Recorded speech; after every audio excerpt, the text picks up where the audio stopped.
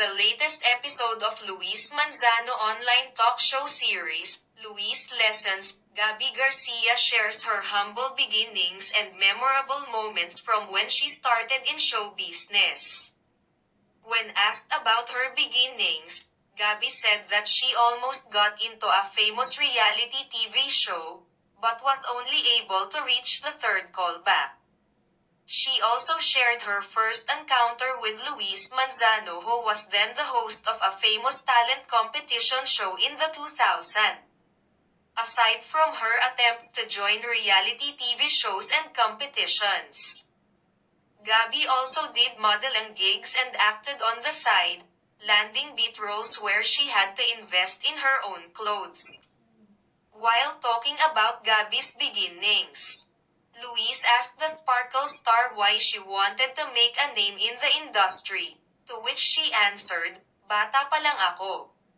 I really wanted to perform in front of an audience." She also added that she likes the energy she receives from the audience when performing. Gabby even humored Luis and said, "In short, bida-bida ako noong bata ako." Meanwhile, she also shared how the series Unbreak My Heart helped her as an actress.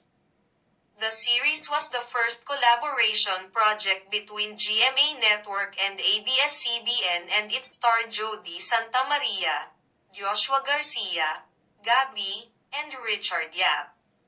She said that she learned a lot as an actress and it gave her lots of opportunities to connect more with her fellow celebrities.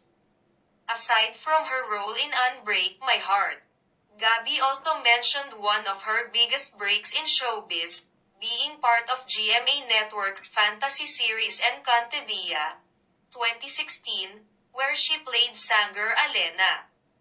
It was also confirmed that she will be reprising her role as Sanger Alena in the latest series from the Encantadia franchise, Encantadia Chronicles Sanger.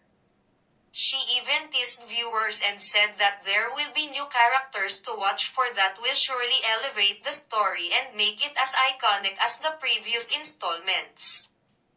Gabby also shared in her interview that she also wants to venture into other roles such as doing GL, Girls Love, and Rose, as well as any character that has lady boss energy to empower women.